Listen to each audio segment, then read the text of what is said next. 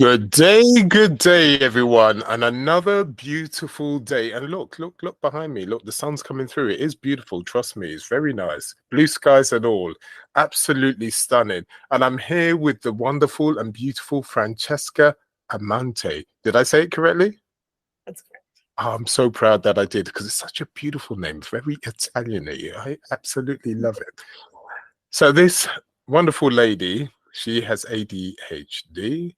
And she's going to share her journey and her business with us at the same time. So as always, before I start going in one and start talking and talking and talking, I'm going to stop myself there, and she's going to introduce herself, and she's going to let us know what business is she doing at the moment? What is she happy?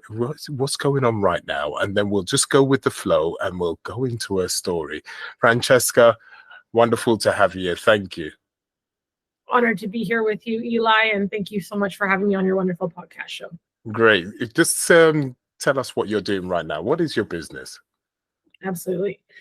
Eli. So for myself, for many years, for about a decade, I was in commercial and real estate and residential real estate, predominantly development based. So that's what I did for a portion of time after being an executive of a company called Clinique. So I did a lot of travel with them. That merged into real estate after purchasing my first house at 20 years old. And then just as I went into my 30th year, I concluded my journey with real estate, really understanding the depth of my appreciation and passion for coaching, for public speaking, and just really being in that realm. So although the public speaking world entered into my universe, you could say, around 2018, I was doing speaking events here and there as I got asked to do them. It wasn't exactly in my awareness that was perhaps a journey that I was meant to go down. But as I stepped into my 30th year, I decided to step fully into that. And that's what I'm doing today. So now after launching my Amante real estate company several years ago, I then branched off and made the umbrella name Amante as the company. So I have Amante Talks. So I host large and small events where I feature, top entrepreneurs, CEOs, as well as TEDx speakers in a realm of bringing people together for the community to be uplifted and inspired by all of these incredible speakers, predominantly in the element of resilience. Some speakers speak on behavioral intelligence, some just on their entrepreneurial journey and how that can inspire others. And then in addition to that, on my Amante umbrella of companies, in addition to Amante Talks, I also have Amante Coaching. So that's focusing on resilience and grit as a resilience coach. And that's backed by my 20 years as a competitive athlete, bringing that into the realm of coaching. And then in addition to that, I also have the Amante podcast. So within that Amante umbrella, there's a couple different things. But essentially, Eli, my biggest passion is serving others, serving people. And from a very young age in my competitive athletic experience, even as I was a competitive figure skating coach for a chunk of time there, it was very apparent to me that coaching others brought me a lot of joy. So I feel very grateful to be stepping into that realm fully and to be able to meet incredible podcast hosts like yourself and have wonderful, inspiring conversations. So life could not be any more amazing. Wow, I must admit that's a lot of information, and considering 30 years, that's a huge amount. So you've already stayed in this space of real estate from the beginning to end, yeah? And you've always been a very competitive person because of your sports background? Yes and no, Eli. So funnily enough, throughout my career as a figure skater and a competitive dancer, I was also in swimming and piano and other activities like that. Yeah, but in my competitive figure skating journey, a lot of there was always this joke within the figure skating clubs that I always won a lot of the most conscientious or more sportsman-like awards time and time again, because as much as I won a lot, because I worked very hard and those wins were, indicative of the hard work that I put into it. However, a lot of my attitude towards it was, yes, I was excited to get the gold medal or being on the podium, but like there was a couple times where I literally would miss my own routine because I saw a little girl that was crying because she couldn't tie up her skates, and I dropped everything, went to help her. And I was like, you know what? I've got 3 other performances later today. I don't need to be on ice for this one.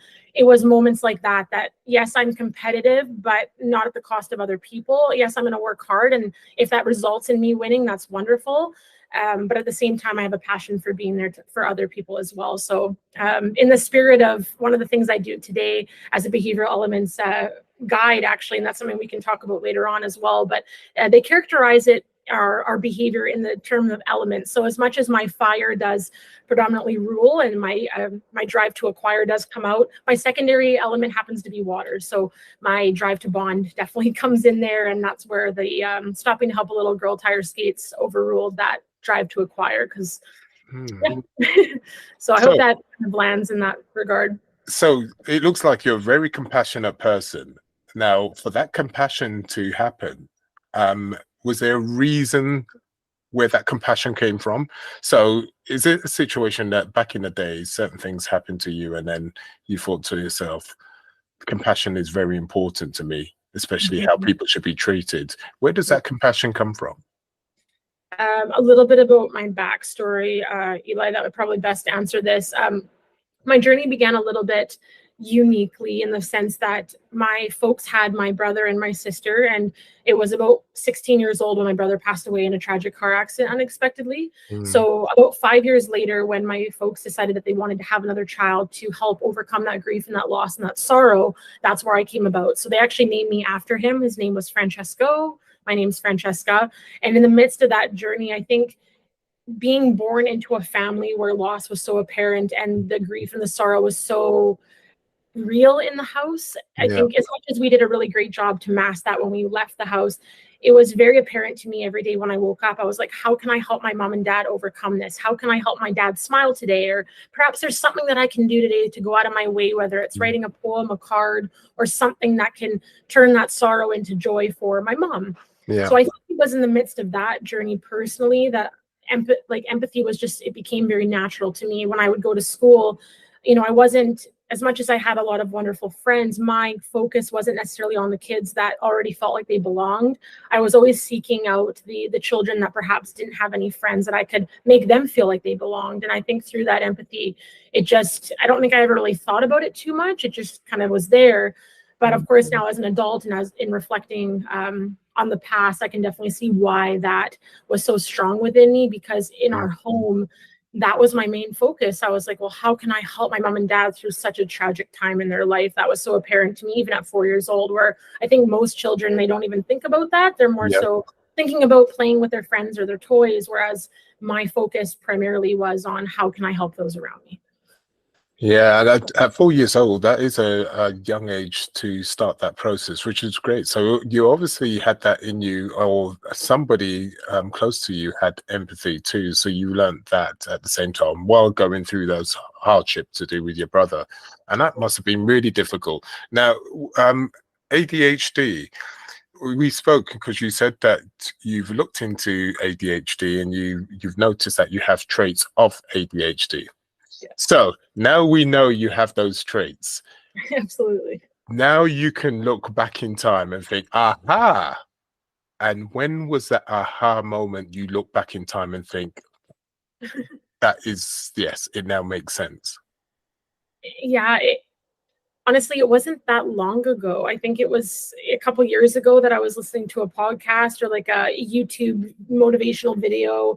Perhaps it might have been Mel Robbins or Ed Milet. It was one of the motivational speakers. And I remember them talking about how they personally have ADHD and how that reflects in their work and their personal life. And they were describing certain characteristics. And I remember kind of pausing it and going, wait a second, and that, and that. And I started looking around me and I'm like, okay, this is coming up in several capacities. So I think it was the initial catalyst, and then it kind of just flowed from there. I started digging a little bit deeper into that, and I think that's the thing. The more awareness that we have within something, it allows us to show up better tomorrow and the day after that. So that's kind of how my journey began, in terms of I've been a chronic perfectionist for a very long time, and I know that perfection can't exactly be achieved in this lifetime. We're always growing, advancing, and I believe that the day we decide that we're no longer learning, we've failed.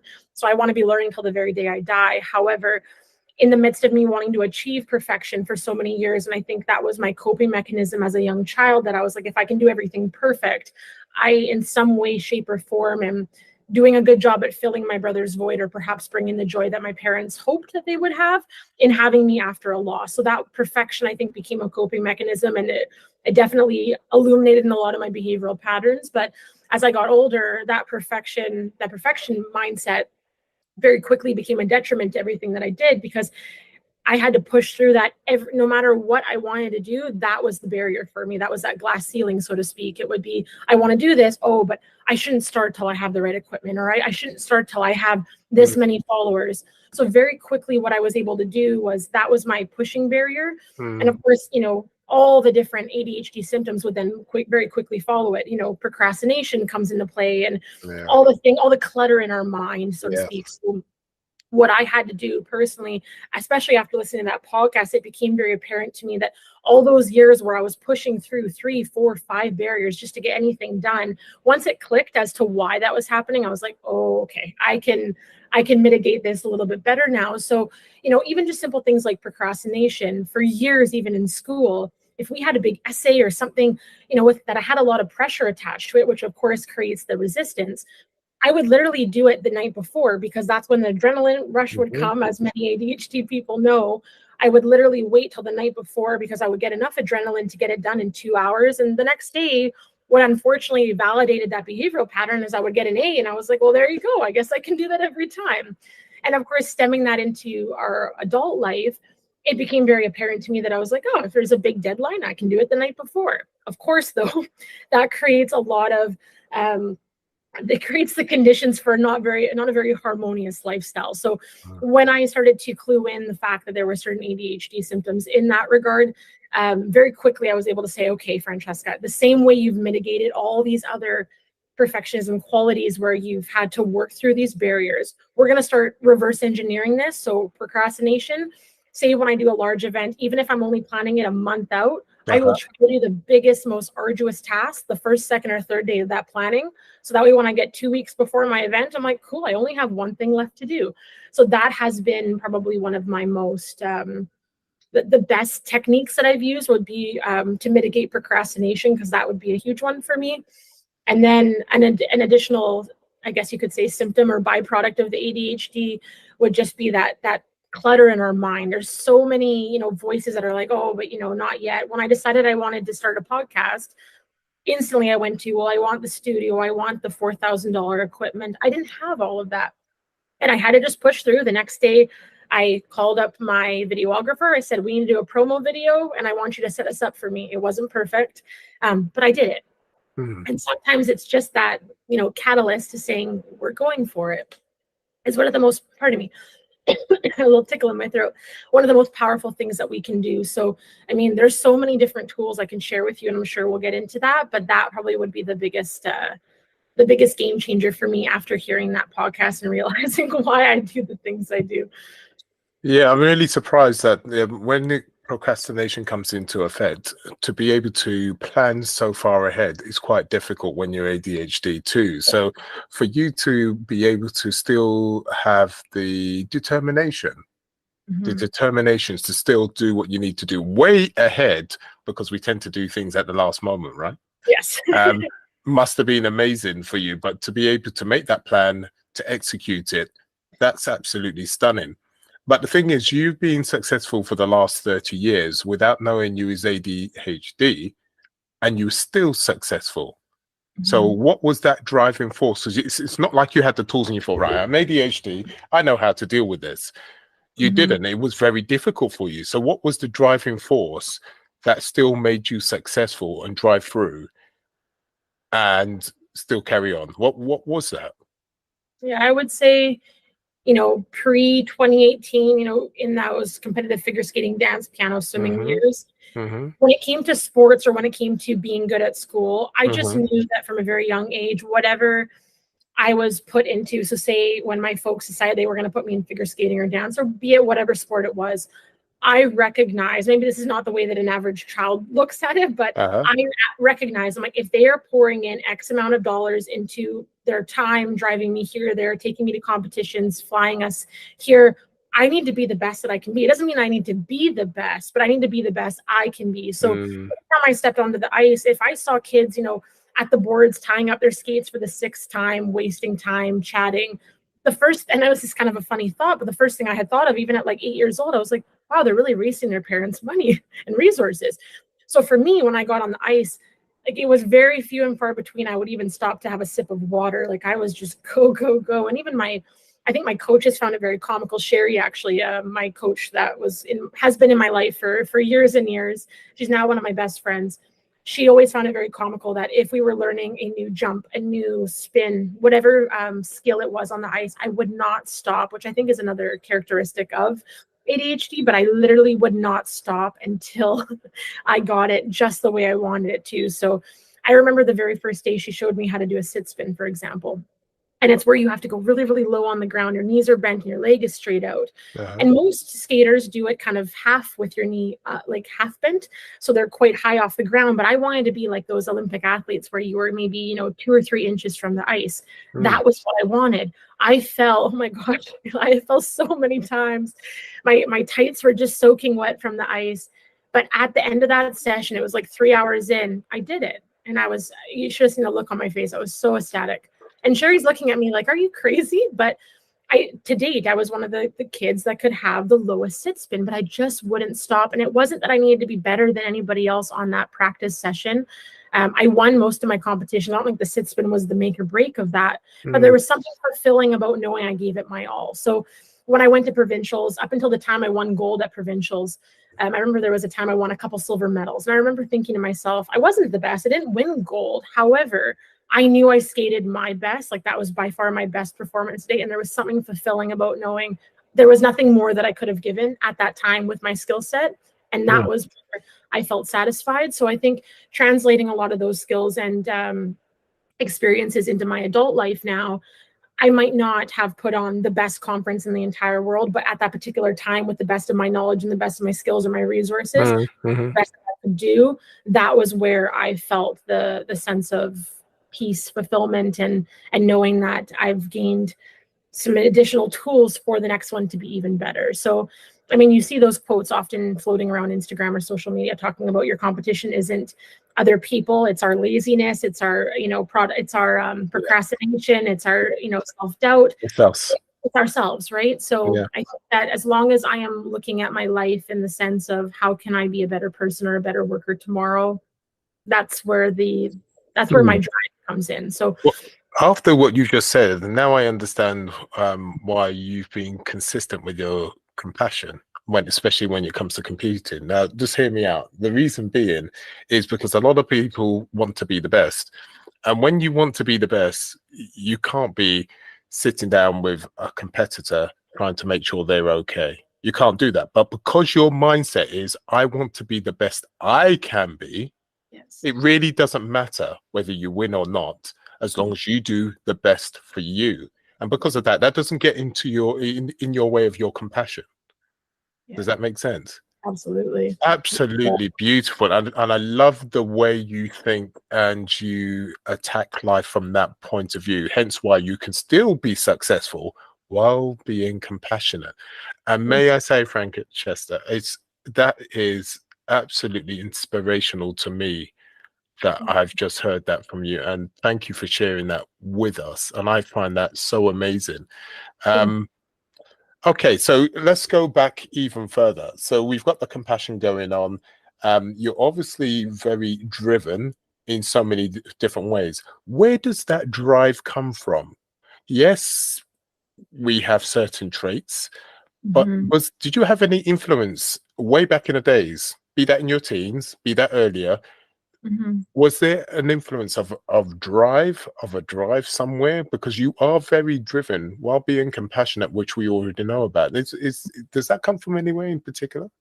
Yeah, I would say, Eli, a large component of that would be, it became very clear to me from a very young age that, and I don't mean this in a morbid way, but because I literally was not meant to be here on this earth, had my brother not passed away, I think I just looked at life and my years or the days in a year very differently. Whereas most would be like, oh, I'm only 20, I've got lots of time. For me, I was looking at it as a ticking time bomb of, wow, I've now been alive this many more years than my brother was able to be alive. I remember on my 16th birthday, I was like, whoa. That's like it. I've now surpassed, or I was 17th birthday. I was like, I've now surpassed his time on this earth. Yeah. What am I doing with my day today? What am I doing with this year? How am I making the most out of this? And with my understanding of, if I had 18 years, if that's all I'm given, what am I really doing? Am I making an impact? I mean, most people at 17 or 18 are excited about the alcohol they're buying or perhaps the party they're going to.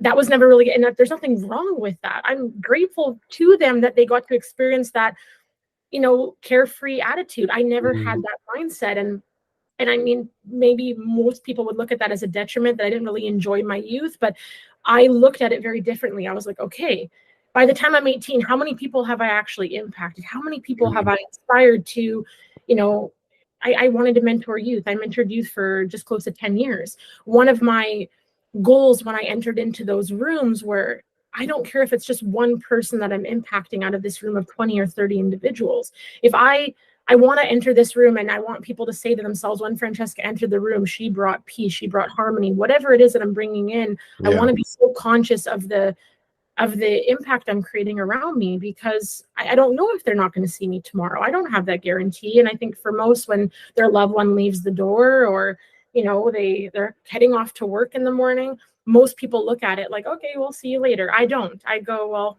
I express my love and I appreciate them, but I'm grateful for every single moment. I think that's why sometimes, like, I have to check myself and how much I'm on my phone, especially when I'm enjoying nature. I'm like, why am I on my phone? I want to be present with the person in front of me, my surroundings. So I would say, Eli, to best answer your question, the understanding for me of how delicate our time on earth is. Well, that sounds large, but that was a huge aspect of my mind. So I think that, like, even when I was concluding my 29th year, I had my whiteboard in my office. And I remember I pretty much mapped out every single month which goal I wanted to achieve, whether it be 1 or 3 goals. And as the month end would be approaching, and this is kind of how I mitigated an ADHD characteristic, but say March was approaching and we're on February the 15th. I'd be like, oh, wow, I'm supposed to be doing a conference in March. I'm like, I guess I better get on that. Or I'd look at the month ahead and go, I'm supposed to do another one in April. That's what kept me focused. That's what kept my mindset going. So no matter how I was feeling, 2023 happened to be a year where most people from the outside would never know it, except for the people very close to me. But there were a lot of personal things that I was overcoming and going through. So no matter what I was personally going through, the resilience and that grit came from of me saying, well, it doesn't matter how I'm feeling.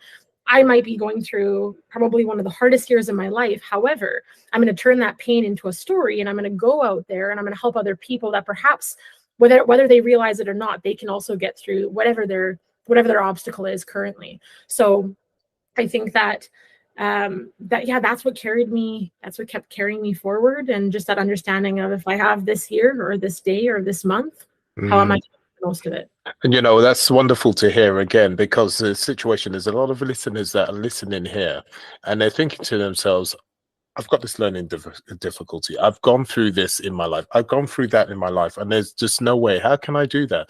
Now, you've already shown from a young age is that you turned something that actually was quite difficult with your brother.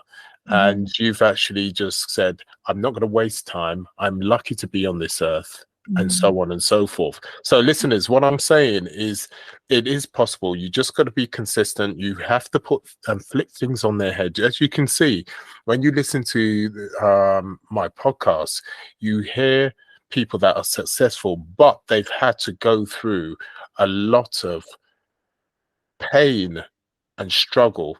And successful people tend to have to do that. And this is why it's really important to listen, to understand, right, I'm going through this right now, but if she can do it after going through A, B, and C, I can do it too. There's no two ways about that. It's part of the journey. It is just the way it is, and that's how you become stronger. Would you say that, Francesca? Is that part of the journey? Absolutely. So well said. I couldn't agree with you. And I think there's a famous motivational speaker, I can't recall the name, but someone quoted, whether you think you can or you can't, you're right. So I'll say that again, whether you think you can or you think you can't, right? You're right. Because if you say you can't do it, you're not even going to step out of the door. It's just going to be a no-go because you can't do it, right? So what's the use trying to step out the door? But if you say you can and you step out the door, and even if you trip, you tried, right? And then you'll try to get out the door again. And maybe the 4th time, you'll walk out the door. It's all part of the process. You have to fail to be able to achieve. and it's all part of. Look at Francesca. She wasn't successful overnight, but she was successful pretty quickly because she fell pretty fast, quite frequently, right? Yes. And then you learn through that process and you became better and better. That's the difference between people that are still going through the process over a long period, and Francesca and others who have gone through the process as quickly as possible because they've fallen and they go, oh, I pick themselves up and they carry on. And Yeah. Francesca, you are a wonderful person. I can see that, and you just go wonderful drive. And thank you for just sharing this so far. So what I would also ask, let's move forward. In your life, you find things difficult and you're managing things in a way so you can be successful and attack things. Do you use anything in your daily life to help you actually be structured in your life, be it technology, be you taking down notes, anything like that? What is it that you do on a regular that keeps you in check? Great question.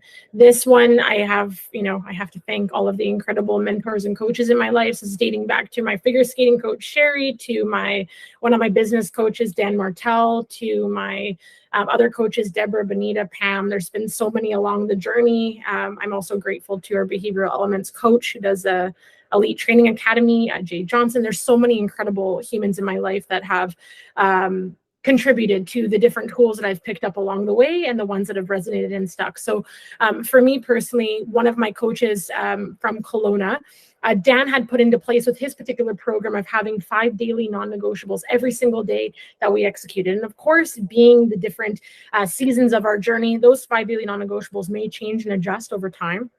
But that being said, the basis of them, Eli, would be like reading 10 pages of a self-development book or listening to a podcast that is all about self-improvement, self-discipline, getting our movement in, drinking our water, just keeping all the tools that are going to best have us show up as the best version of ourselves. And like I said, those daily non-negotiables may change and adjust. One of the non-negotiables were to, look at our goals 3 times a day and constantly be thinking about what it is that we're wanting to achieve. So every single thing that we are doing, we can identify what we're a yes for and what we're a no for. So as we're going along our day or our month, we can see, okay, is this actually serving me and where I'm wanting to go? If it's not, if that answer is yes, or if that answer is no, we have a pretty good indication of what we need to do next, right? So I'm very grateful for that aspect. So the non-negotiables, those have adjusted and changed depending on the season. Obviously, we're in July. I'm in a season right now where I'm not, hitting as hard in terms of, okay, I've got all these meetings. I'm more in the season of flow right now for the specific month. Moving into August, it's going to be a little bit more structured in terms of routine and meetings and business. So my daily non-negotiables may change a little bit in terms of what I'm going to be doing every day. But the essence of them, keeping up, there's not really a day that goes by that I don't listen to a motivational talk and a self-development podcast. That keeps my mindset in check and making sure that I'm looking at the world and things around me with balance, with poise, with gratitude, and perhaps maybe looking at a lens a little bit differently than I have. I think that if we get too stuck in the way that we think the world needs to be, I think that's kind of our own detriment. So I'm constantly looking to whether it's my partner or the people around me, or perhaps a motivational video to really readjust and say, am I looking or viewing this to the best of my capability? And if I need to readjust or kind of just tweak the way that I am viewing something, I think that really keeps us in check, in alignment with what we're a yes for. So those daily non-negotiables. But in addition to that, I would say it's really easy for people with ADHD to have 5 different planners that we maybe opened up twice that year that we can't seem to keep organized. We have sticky notes all over our desk. My hand is up. My hand is up. It's so easy for us to feel that way. So, like it's little things like this, Eli. So I have an app and I've introduced this now to probably thousands of people on all of my different coaching platforms I'm either a part of or I'm leading. And it's called the Habit Share app. So I have this app in place. I absolutely love it. And pretty much you can click off every day. You can put your habits in that you want to execute. You can say how many people you want to share that habit with to keep you accountable to that particular daily habit. Wow. Mine have habits such as setting my intentions in the morning, reading a Forbes article, studying psychology for the basis of my TEDx talk, reading or listening to an audiobook, I have feeling seen and gratitude research, listening to a self-development podcast, drinking my water, maybe going for a walk, getting that movement, taking my vitamins, making my bed in the morning, working on my conference. There's just, certain things, household tasks. But that app I find to be so powerful because it's a way for us to not only hold ourselves accountable, but we can also involve our friends or perhaps our coaching group in on it, so we can feel like we've got an army of people around us. And number two, in terms of those daily non-negotiables, I can then check off with a red X that I didn't do it, or a green check mark that I did. And at the end of the month, I can evaluate, okay, wow, I'm seeing that I'm slipping in this area, but I'm really doing well in these three. So if I bump up that other habit to the top, and maybe I can adjust the scope but keep the habit, so that way on days I don't feel like doing that habit, I'm keeping that momentum up. There's different ways to mitigate those patterns that we get into in terms of being an ADHD neurodivergent. So there's that. And then I would say time blocking is so powerful, Eli. When I am in my business focused months and I am back-to-back meetings, podcast recordings, or I'm out there networking, time blocking is so powerful. So whether you have a paper agenda or you really are focused on your digital calendar, having those time blocks showing, even 20-minute increments. A lot of people with ADHD is something I've gotten better at over time, but I know a lot of people in my circle that are ADHD that can't work on a task for more than 10 to 15 minutes. So my greatest stress to them is, why do you make yourself do it for an hour? Put in your calendar that for 20 minutes, you're going to prep your space, make sure your desk isn't a disaster, that whatever you're looking at brings you harmony and clarity. That's huge, especially with ADHD. Distraction is the biggest factor. Build in 20 minutes of time where you clear out your space. Then put 20-minute blocked in that you're going to work on sending out lead emails. But then give yourself a 10-minute blocker while you go for a walk and you're getting that movement in. Then you're going to sit back down and do another 20 minutes. Perhaps another 10 minutes after that is going to be blocked off for you to scroll through Instagram, so you get that out of your system. And then you're going back to your desk, another 20-minute block of whatever it may be. And when you get to the end of your day, you're like, wow, I've gotten so much done. I find that as a person with ADHD or that self-diagnosed ADHD, it's very easy for me to get lost in an activity, just as it is for me to be distracted by one. So as much as there's times where I can't work on something for more than 20 minutes, if I'm not careful, I could be writing maybe a contribution to my book that I'm working on, whatever it may be, but I might go, down a rabbit hole for 3 hours and be like, oh my gosh, I haven't gotten up for 3 hours. And yes, I worked on this, but is it really my most important task of the day? No. So there's that. The other thing that I really appreciate I'm sure you've heard of the leader, Ryan Serhant. He's on $1 Million Listing. I always appreciated his videos from long ago, and especially in the real estate world. He always talked about planning your day out the night before. And why I appreciated that is that when we wake up in the morning, it's very easy for us to be in a reactive mode. And the day kind of just happens to us. And we're like, oh, geez, that went by way too fast. And I got nothing done. If the night before I write out in my notes in my phone, or perhaps in an agenda on my desk, that I have my A, B, C tasks. So A is the most important, B is, semi-urgent, and then C, I have to get it done, but it's not urgent. If we're able to plan our day out, even with just 3 simple tasks we need done that next day, when we wake up, no matter what has happened or if something has gotten derailed, I at least have 3 tasks written in front of me to go. If all else fails and I get these 3 things done, it was a success. So having those, methods in place can really help us. And I would say another thing, Eli, that has been such an incredible tool. This kind of started when I was in the real estate realm, and I was an executive assistant before I got my full-on real estate license. And I was working with a realtor. His name was Nicholas. We had 40 to 50 active listings at a time. It was insanely busy. And I did everything with him. In the midst of this, he would throw me 30 to 50 different tasks in the midst of, say 2 hours. And after a while, it was very, especially with ADHD and not knowing I had such, it was very hard for me to be like, okay, did that get done? And I still got my tasks done, but there were a lot of maneuvering unnecessarily that came into play. So I'm sure you've heard of that spike that you can get. A lot of restaurants use it when they put down a receipt or a food bill. Oh, yes, I know it. Yeah. So if you go to something like Staples or a print shop and they have a little spike, get that spike and get yourself a stack of maybe 50 different sticky notes from Amazon that are like $1. What I started to do was every time he'd give me a task, I would write down 1 task per sticky note. And every time I completed it, I'd put it on the spike. And not only was it incredibly satisfying to spike that piece of paper being like, yeah, I got that done, it kept it so clear for me, because he'd come in and go, did you get that CMA done for 419 Westridge? And I'd look through the stick or the little pokey thing, right? And I'd go, yes, I did, at 12:05, and I'd mark down the time that I got it completed. So obviously we have more digital tools in this day and age, but I find with ADHD, it's so easy for us to kind of get those all blended together. So I started giving this example to my coaching group, and literally just in the last 7 days, they've been sending me photos of all these sticky notes. They're like, Francesca, look how many I got done in a day. So, gamify it, have fun with it. It doesn't have to be stressful in terms of organization or keeping our minds, focused. And I think the more that we can reduce the resistance on these tasks, I think the better we're going to do, because as we know with ADHD, if we have a lot of resistance to something, it's never getting done. Ever. No, you're totally right. I mean, the time blocker, it works a treat. I mean, I do this for myself and I do this for my clients too. It's very important because, we have problems being able to focus for so long. But I do like the spike idea. I haven't come across that one. Thank you. What I do is I prefer to use paper now. I've gone back to paper because the thing is, when you're, it's nice to have technology, and sometimes you have these note apps, right? But things get lost in the realm of digital age. Once it's gone, you can't see it. But with the paper, it's there in front of you, right? You can't go away from it. It's easy to look back on, and it's easy not to walk away from it because it's there, right?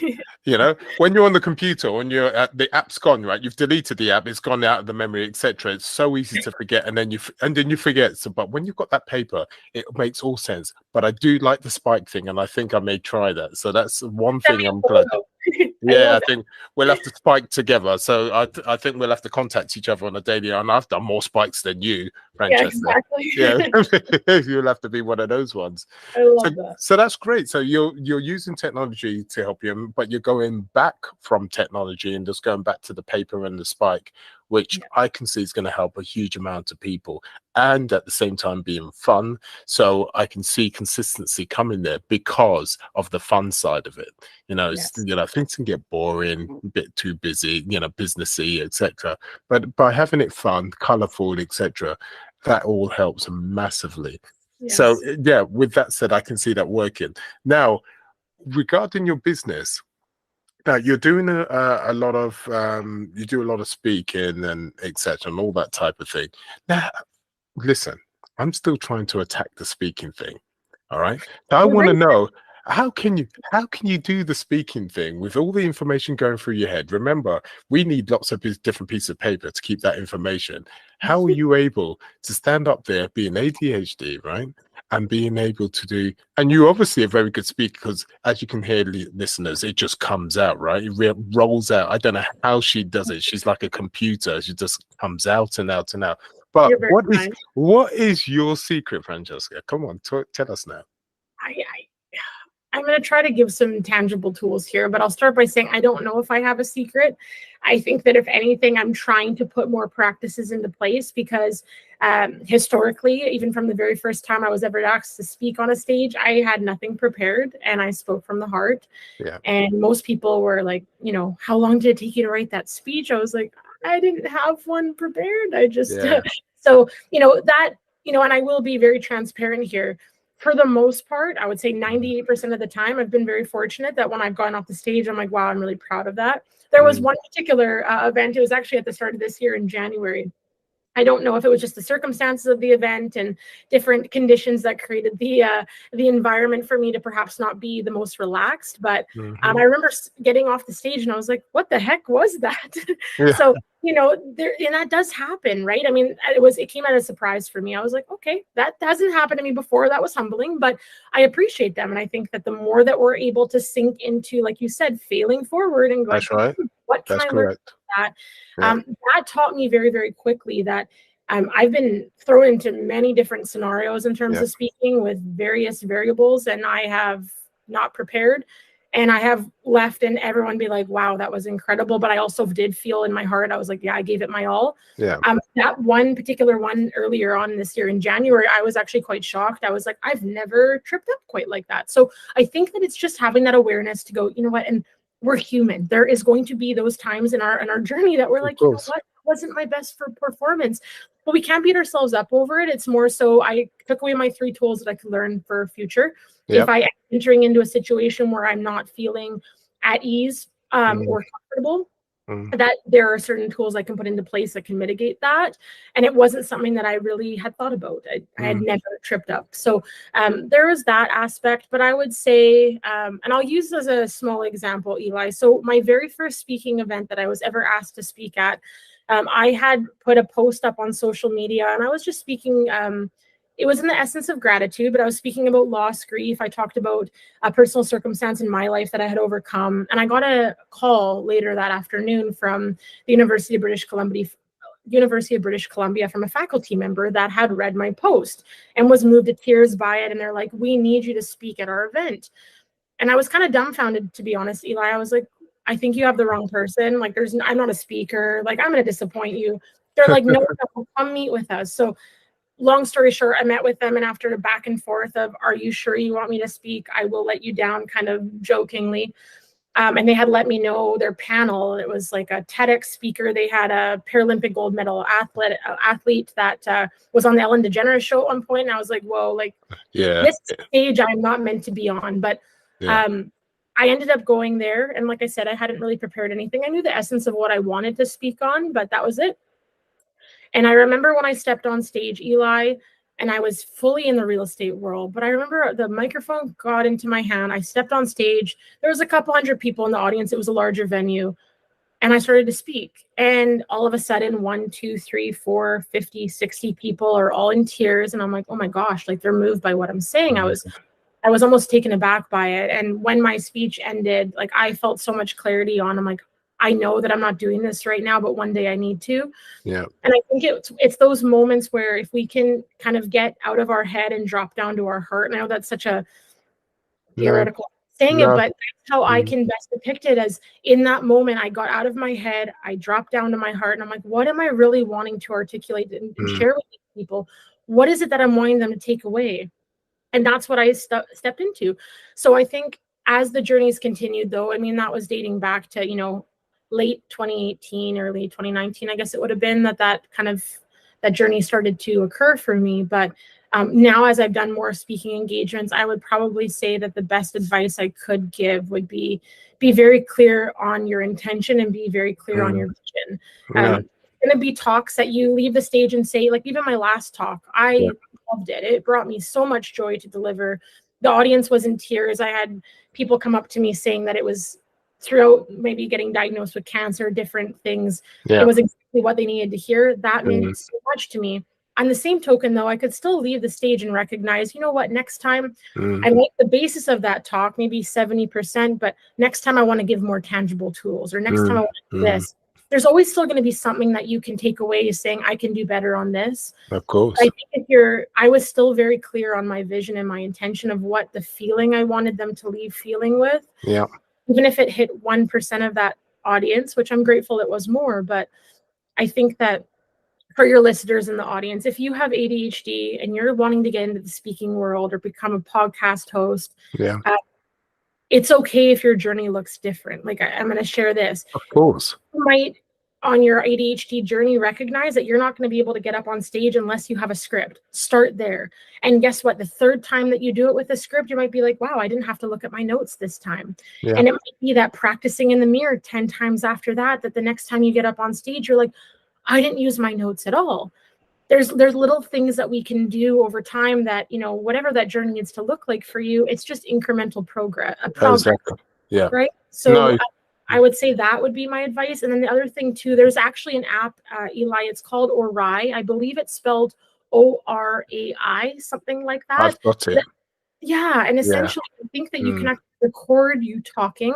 It'll identify your filler words. It will identify your pace, your tone, your inflection, how animated you are, how much joy and passion is in your voice. I haven't used it to an extent. You don't You're, need to. well, that's kind of, I'm sure. I'm afraid if you use it, we're all in trouble. No, there was a coach years ago that had introduced it to me, and it's my own fault. I downloaded the app, and then I never ended up using it. But when I had read up on it, I was like, this is brilliant. So I should probably try that. But using an app like that, even just, however that needs to look like for you, find one or two tools that resonate, however that looks. And Yeah. if you're in the audience and you want to be a speaker, I would say, like, there's nothing stopping you. You're given a voice, if that's accessible. No, you're totally right. It's the last barrier that I have, and it's really silly, actually. And you're totally right. What resonates with me with you is, you're totally right. Intention is everything with me, because of the issue that I have. Is I could put down a list of things I need to speak about, but by the time I come to the time to speak about it, 90% of the list is just gone out of my head. So I thought to myself, when I'm going to do the podcast, it makes no sense me having a list. And I'm a person that likes to flow. I like to listen to people. I like to have a conversation. So I thought, I don't have to do it like all the gurus say. You must have this, you must have a list, you must have, and you know how I'm going to attack this, Eli? I'm just going to attack it from the point of view like I'm just speaking to a friend I haven't spoken to for a long time, and just have a conversation. I'm very good at that. I'm very good at working with teams. I'm very good at working one-to-one, etc., and having a conversation. Use that. And so you're an incredible host, Eli. I have to give that to you. Well, you are very kind. I must say, I'm in that position to say that. But the intention, my intention is that I will just want people to hear that you have to go through adversity. You have to go through some struggles to get better, and you must fall forward. It's okay to do that. You're at the stage, but I'm trying to show everybody there are people that are successful that have learning difficulties. And my intention is to show that keep on flowing forward. And that is my intention. And that's why it's so easy for me to have that conversation, because I have those core intentions. And when I speak to people like you, and the conversation is always completely different. Why? Because my intention is always the same, but the people are always different. Now, if I had a list in front of me, the conversation will always be the same, because it's always rigid within this framework, right? And I am blessed that I can literally come on a podcast, not have a clue what you're all about, what you do, what the issue is, what your story is, and I just have that conversation. And I find that easy, because I'm literally just speaking to an old friend. It's literally as that. Now, when it comes to me going on the stage, I will do exactly the same thing, because that's what works for me. I will just have that conversation with that same intention, and I will be speaking exactly, and that's what's going to work for me. I don't care how anybody else does it, and it's working. So I just thank you for sharing that, because you do something similar when you go up there. You have an intention and you don't have a list, and etc., and it works for you.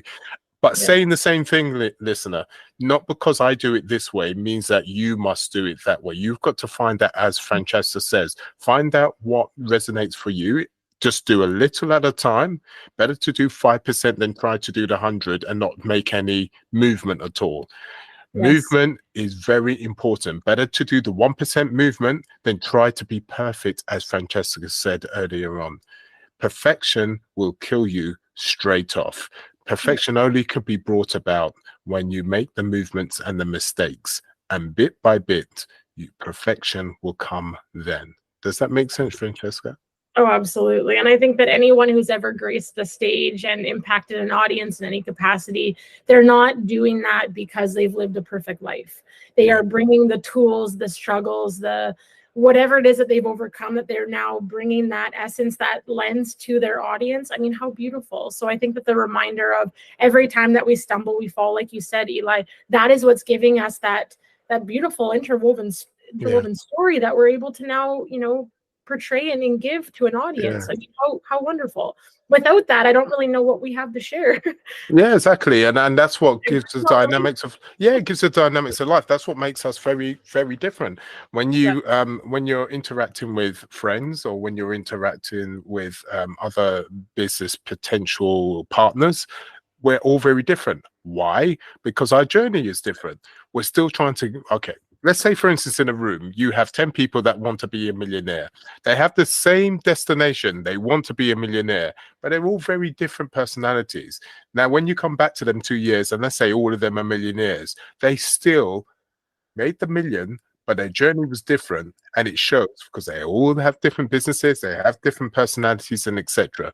Remember, your journey is your journey. It is not wrong. It's all relative, and that's the main thing. The main thing you must not do is stop, though, is keep going forward. Absolutely. Francesca, come on, bring something to the table. What else can you give us? So what positive things that you think that will help the listeners go forward with? Remember, they have learning difficulties, or they've gone through something quite terrible like you did with your brother, and they feel like they can't go on any further because they've been hit left, right, and center. What things can you advise them with? Absolutely. There is a motivational speech, and I hope that they can all listen to it. There's a couple different people who talked, and I believe they quote Zig Ziglar, they quote a couple different Denzel Washington and all these incredible humans.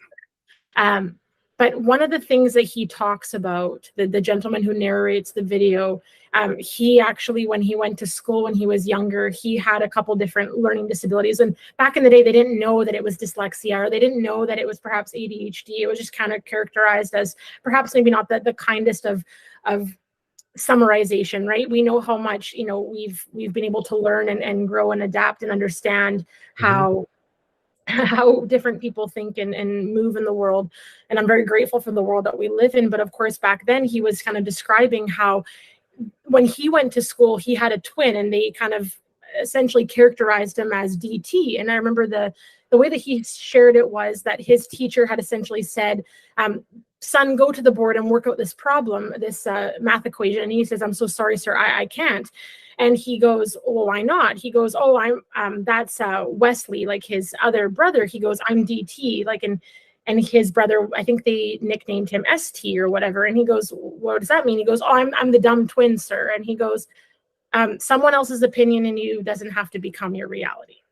And for so long, the kids, just because he had a different way of learning and a different way of, approaching the world, they characterized him as the dumb twin. And I thought to myself, oh my gosh, how sad, right? But that little boy, the way that this motivational speaker described it, he goes, that's how I saw the world for so many years. But then he recognized that that wasn't him at all. It's just that was other people's opinion of him, kind of masking who he was. And as he got older and recognized, oh, wait a second, I just happened to learn differently. It unlocked this world of potential. He talked about how he went to all these different, public speaking conventions, and he saw, Zig Ziglar, Tony Robbins, all these people talking. And he goes, I want to be one of those people. But his brain kept telling him, I think for 13 years, he talks about how he was just paralyzed within his own thoughts because he believed he just couldn't do that because of what the kids used to say about him. And something unlocked for him when he was, I don't know what it was, but there was a catalyst for him when he realized one day, he was like, well, wait a second, like, I just happen to learn differently. It doesn't mean I can't do these things. And all of a sudden, his journey opened up. He's now a incredible world-renowned speaker. And there's just, so I think it was just such a beautiful characterization of, so it brings me back to my first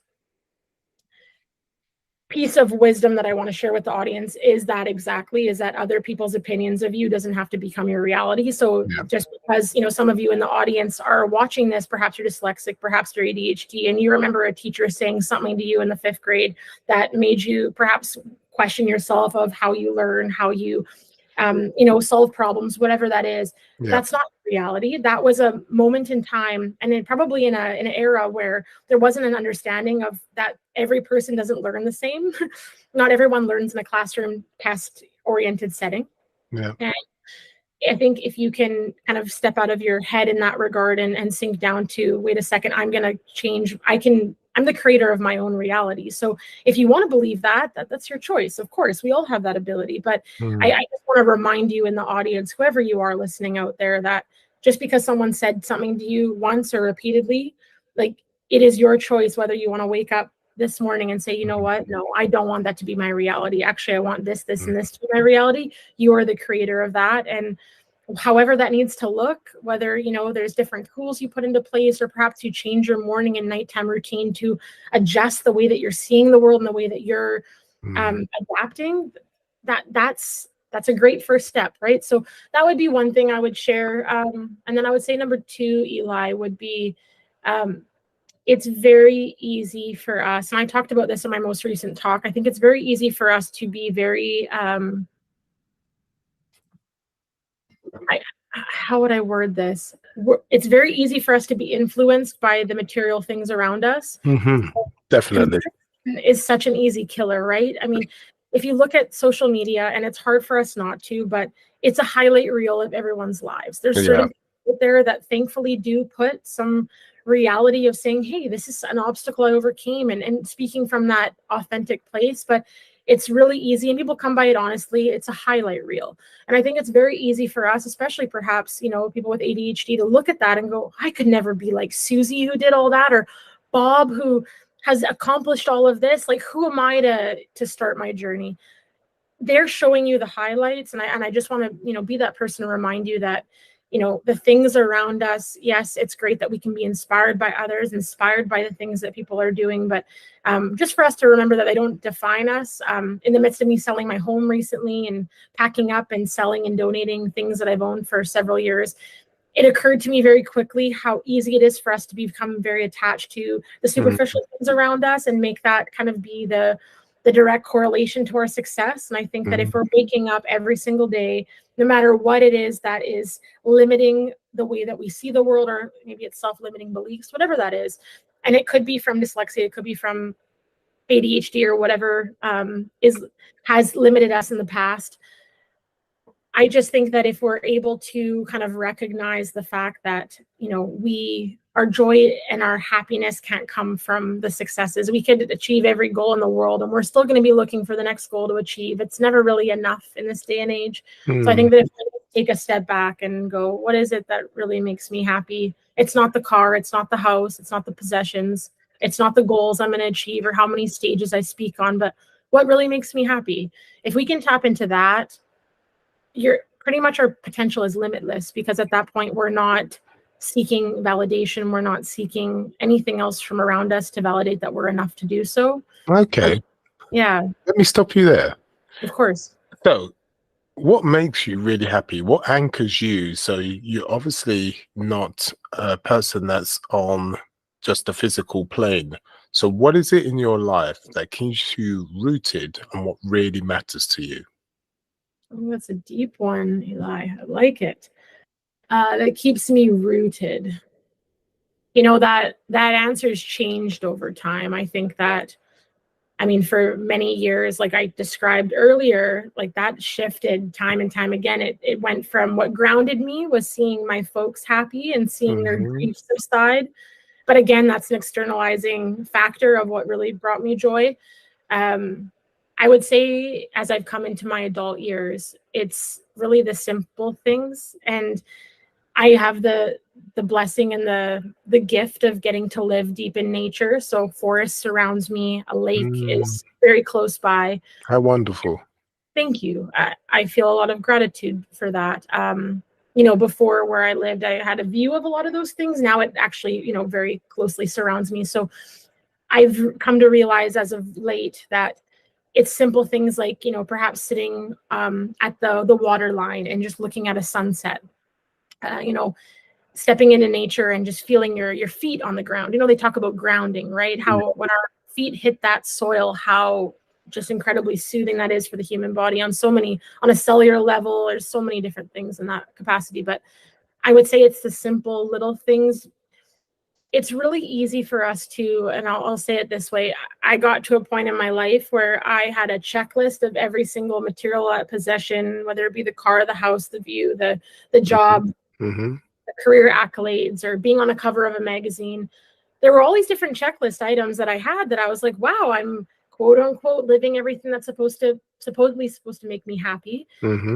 But I realized very quickly that when I looked beside me and looked at who I was beside and spent the majority of my time with, that wasn't the case. And it's interesting how I chose to take my life in a different direction. And now when I wake up in the morning and I look at the person that's beside me and I genuinely love the human that I'm with, and it doesn't matter, if you're walking through the forest or you happen to be walking in a beautiful resort, you could be in two different polarities of external circumstances. I'm just genuinely happy with the person I'm beside. I'm happy with who I am. And I think that when you're in that area of fulfillment, I mean, it really doesn't matter where you are or where you decide to live or what any of those things look like. You have the things that are most important. So that would be my answer, Eli. It's if we're not happy within, nothing around us, no human being, no material possession will ever make us happy.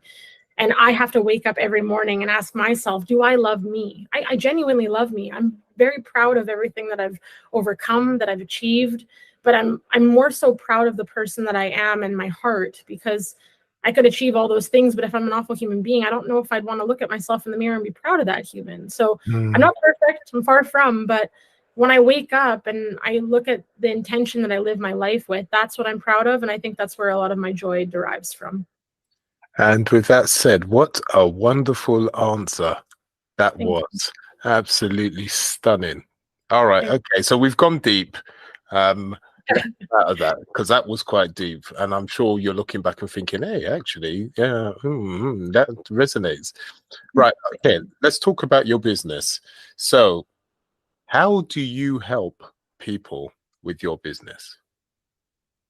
Well, I think that's been a very interesting discovery for me personally, Eli, because, for when I was an executive of a company, I helped people through, different assets, with their confidence and their self-esteem. And then when I stepped into the world of real estate very quickly, I realized was very financially driven, which I was not. A direct parallel of my hard work became that I was like, wow, this is a very lucrative business, but that wasn't my driving force. My driving force was I wanted to help people. So how I was able to help people through that was, that feeling of when they walk into their home after maybe going through, I seem to have attracted a lot of females that had just gone through a divorce. They were relearning who they are, rebuilding their self-esteem, their confidence, figuring out who the heck they are really. Those are a lot of the women that I was helping. I found that I attracted a lot of incredible families as well, and just incredible human beings that were starting their life with, it was kind of their second marriage in their life, and they were genuinely happy and genuinely just excited to live the life that they've always dreamt of, but perhaps didn't have the tools and skill set when they were younger to do so. So I think that brought me a lot of joy, the fact that I could help them through building a home and that process of having their dream come to life. But in my coaching years, and now through speaking, that's been probably the most unique discovery for me, because it's a completely different ballgame. I mean, it's interesting seeing who I have attracted through the process of it.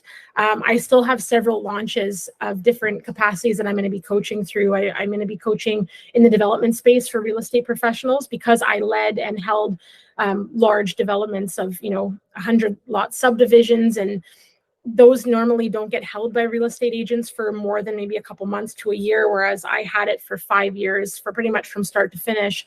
So I want to help other agents and other developers to foster better cultures through communication, how to better understand the people that they're serving. So it's not just about, serving ourselves, but really being of service to others. Okay. So I haven't even gotten into that space yet, but so far with the people that I am coaching in my Amante Elite Academy, the people that I'm able to help, it's anywhere from they're stepping out of a career that wasn't serving them and they're stepping into something that they're really passionate about, or it's that they've spent their entire life believing one story and now they're stepping into realizing, wait a second, I actually am full of passion and potential, and helping them foster that. And it's all through the same tools. So through resilience, through grit, everything that I've learned through my competitive athletic experience, through what I learned through, growing up after a loss. That was, it's not that, I know that there's a lot of people out there that, go through very traumatic events. And as I attract certain people that have went through loss, grief, whatever that may look like, I'm wanting to give them the tools that they can take away and not only rebuild their confidence within themselves, but just understanding that their situation doesn't define them. I think that would be one of the greatest things I'm able to teach them through. And not just, I think that it's one thing for, I know a lot of coaches, you know, their purpose and their drive is to be like, I'm helping this person get from point A to point B. And I think that's so beautiful. But I really try to also recognize, like my coaches have for me, that I am purely just a catalyst. I'm purely just someone helping along the way. I give the credit to the people that I coach. They're the ones that put the hard work in every day. They're the ones that actually use the tools. I can teach them whatever I want. I can inspire them to do whatever. But if they're not putting those tools into place every day, I know that they wouldn't be where they are today without your hard work. So I give the credit right back to them. And I'm grateful that they show up every week. I'm grateful for their hard work. But I always say to them, because they'll thank me, and I'm like, no. Like, you need to thank you, because you're the one that's showing up for you every single day. One of the tools that I give my students is the aspect of mirror work. And I'm sure you've heard of it. It's been around for years, but kind of taking that self-affirmation one step further, that when you wake up in the morning, whether you're putting on your makeup or you're brushing your teeth or whatever that looks like, just looking at yourself in the eyes and saying, I am worthy, I am enough, I am loved, whatever expressions is resonating to you in that part of your journey.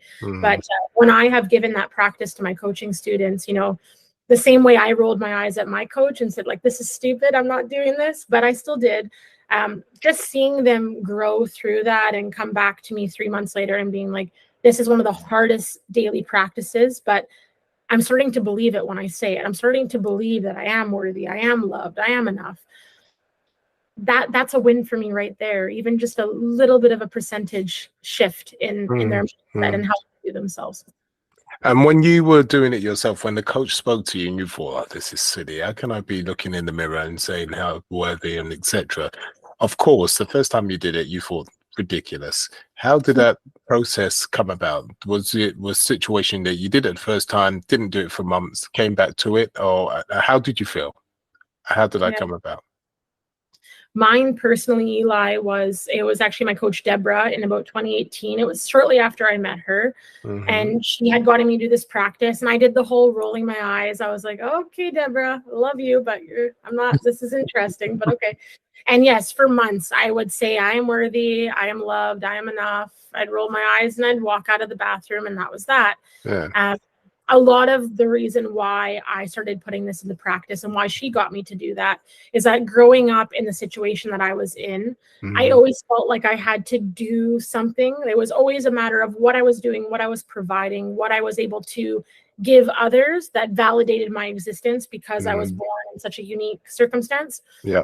So what ended up happening several months after doing this exercise was I was able to stand in front of the mirror. And it wasn't when I said I am loved. It wasn't when I said I am worthy. It was the last statement for me when I said I am enough that I broke into tears and I started to cry, because I don't know if you've ever done this, but if you look at yourself in the mirror and say these things, at least for me, like, I feel like I'm looking into my soul, and it's a very interesting experience. But I just remember so distinctly in that moment when I said that last, you know, sentence of I am enough, and I started to cry. And I remember thinking to myself, like, I hadn't felt that on such a deep level in a very long time, if ever, to that extent. And I think that, you know, our external reality, like my coaches always say, if you shift the internal, the external shifts around you. And it's so true. You know, if we don't have that love and that grace for ourselves and that depth of capacity, we're going to see that show up in how others treat us, the things that we're willing to accept, the things that we're not willing to accept, and our boundaries for such. And I think that when we're able to have that balance and cultivating, you know, what is it, like I talked about, what is it that I'm a yes for? How do I feel about me? When we start to see that someone else isn't perhaps respecting or acknowledging or appreciating who we are, so much quicker we're able to recognize that and go, wait a second, no, that doesn't resonate with me. And that's okay. We're all imperfect beings. We mess up here and there, of course. But I think that when we know ourselves to that level, it's the world shifts so quickly around us. No, I hear you. I mean, for a long time, I couldn't even look in the mirror and say anything to myself, because I just didn't have the, you know, I'm very good at support. I've always been very good at supporting everybody else, right? Supporting them become successful in their business, personal life. They have got a problem with their relationship. But the problem is I'm not very good at supporting myself. And I had to attack that a couple of years back. And I said, enough is enough. So it's difficult. You're totally right. When you have to look at yourself, regardless of what's happened in the past, it's difficult to face yourself. And it may be a situation that's due to you're not proud of what you've done, or you're not confident, or Mhm. you've been told A, B, and C, which is negative, and so you then feel that. Yeah. But it's a hard process to go through, which is what you had to go through for months. And I do believe that for 90% of us, straight away, it's difficult to do that. Um, and my journey, I couldn't even stand my voice and my face, and I couldn't even do this. It took me 2 years to get to the stage to be able to go do a podcast. I was fed up of being told, Eli, what are you doing? You know, you're very good with people, you speak very well, etc., etc. Why aren't Mhm. you doing A, B, and C? And Yeah. and then something snapped in me, and I started the process over a year and a half process of attacking being able to use my voice, Right. attacking being able to love myself, etc. And now I've got to the stage where I can now speak, do a podcast, etc., and have these conversations.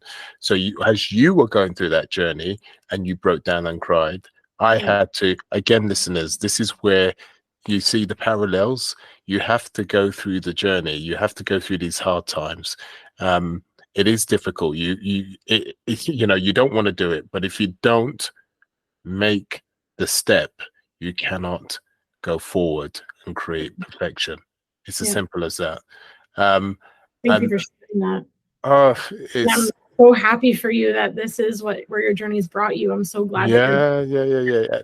But it's sad at the same time, because the thing is that I've had the potential all my life to yes. do something like this, and I've always had the skill because I'm very good with people one to one in a group. If managing people, helping them, be the best that they can. But I could never do it for myself.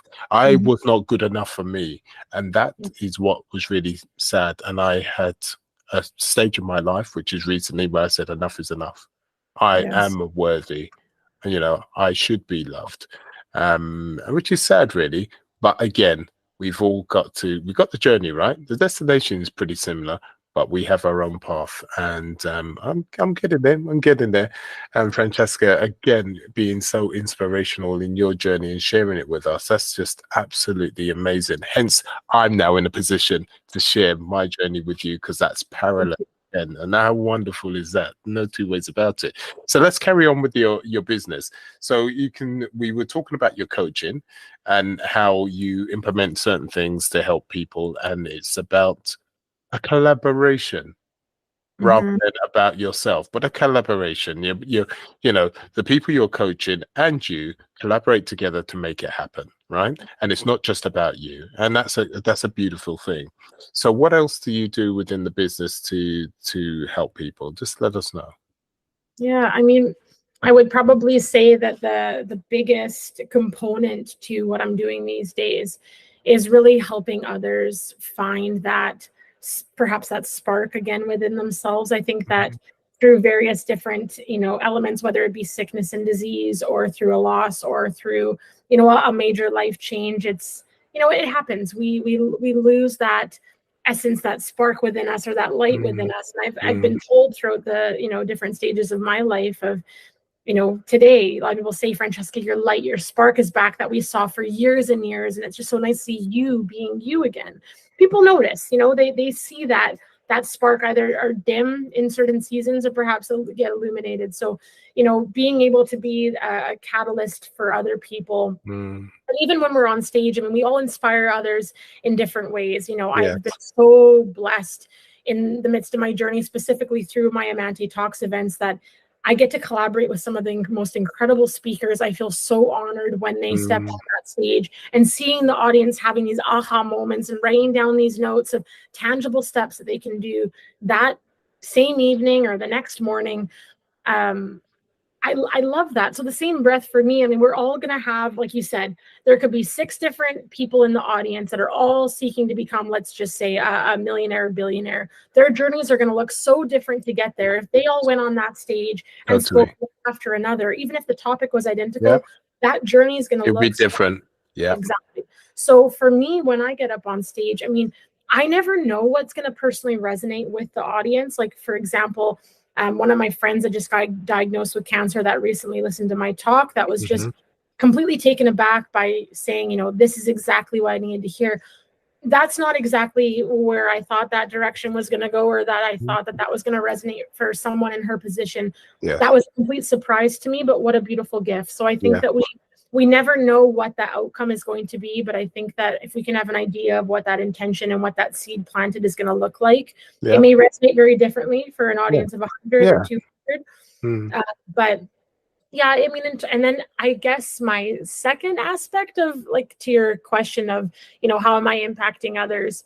You know, I think, and this is something I want to share with the audience, you don't have to be a speaker or a coach or someone on a massive platform to have an impact on others. I mean, even when I had a smaller following of 400 people, just back 400 or 500 people back in maybe 2019, I think it would have been, or 2018, I still had people reaching out to me being like, Francesca, how did you execute your divorce so eloquently? Like, we're so inspired by how gracious you are and the things that you're inspiring us with, you know. And I thought to myself, I'm like, oh my gosh, I would have never in a million years thought that my posts were being that impactful. And I think that we don't have to have a large platform to inspire others to make a tangible change. I think just even, I always say to my coaching clients, if you did something this week that made a positive impact on your life, post it.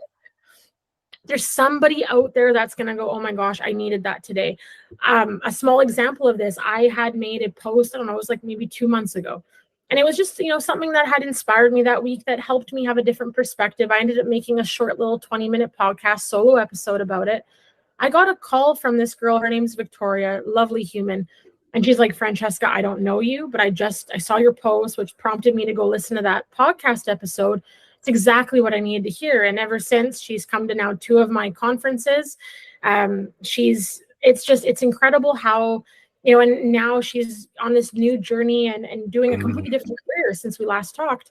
So I think that just having that awareness that we don't need to have 1 million followers to make a positive impact or to impact others. We don't need to be, you know, it's just. No, I totally hear you. I mean, the thing is, the main thing, and I'm speaking to you also, listeners, the main thing is to be present. You have to be present to be seen. Yeah. So if you want to make a difference within your life, you still have to be seen in some way. And not only do you owe it to yourself to be successful so you can shine, whether that's in front of your kids and inspire your kids, but also you have it within yourself to inspire so many other people, such as Francesca said. You know, how wonderful is it when you do something, just that one thing that you didn't mean to do anything special, but by sharing, you actually touch someone's life and inspire them to do better. And you can only do that by being present, by actually doing something and going forward. Francesca, does that seem right? Yes, absolutely. Well, very well said, Eli. Yeah. I'm going to put a finger in the sand, because the thing is, I can be here forever talking to this lady. I really can. And I'm just thinking, oh, you're so kind. Thank you. I've been promising not for my podcast not to be too long, because otherwise I have a habit of just getting deep and just talking and going from one situation. Now, this is the thing. This is the thing, Francesca, when you don't have a list. If you have a list, you can cut the podcast always at 30 minutes or whatever. But because I go with the flow, and the conversation just gets more deeper and interesting, it just goes on and on. But it comes down to my discipline just to say, look, you know, we've got a life and we've got things to do. So I'm going to say, Francesca, how do people contact you to then obviously get some help from you?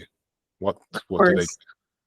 I'd be honored to connect with anyone in your incredible audience, Eli. For me, if you want to reach me, first and foremost, my Instagram platform I'm very active on, because I have a long Italian name. The handle I have abbreviated just slightly to Fresca Amante. So the handle is @ and then it's FRESCA and then AMANTE, which will bring you to my page and it'll say Francesca Amante. In my bio, you have access to everything. There's a link to my children's book page called After Loss Came You. There's a link to my Amante Oh, hold on a minute here. Yeah. This is where the podcast still carries on. You said nothing about a children's book. What was that all about? You undercover you. Now, come on.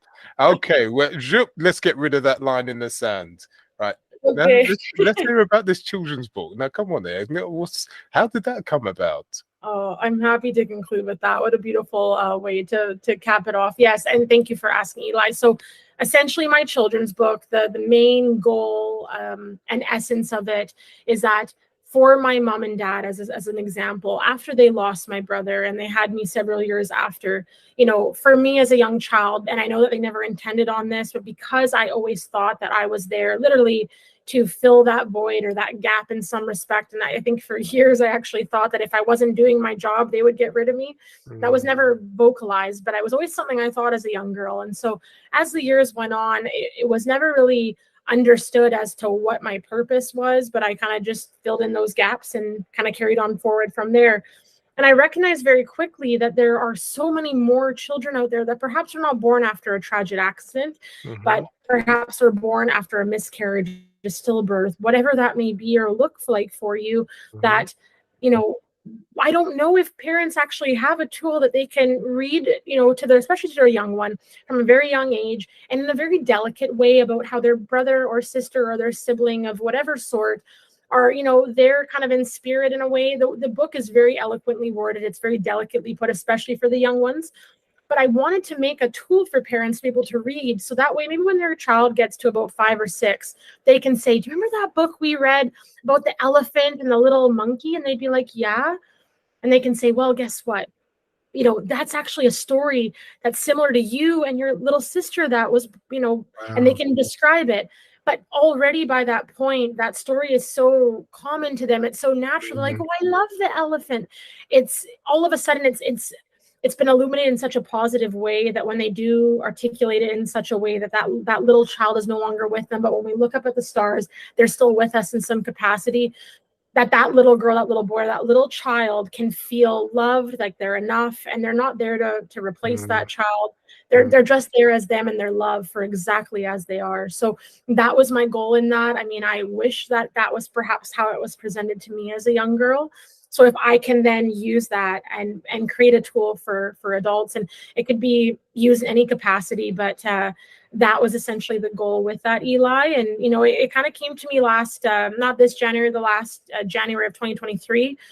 I was up late one night on my computer and I was reflecting on different aspects. And this idea came to my head.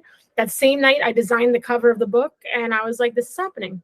Wow. And every day for the next, I guess it would have been about 20 days after that, I'm the one that did all the illustrations inside of the book.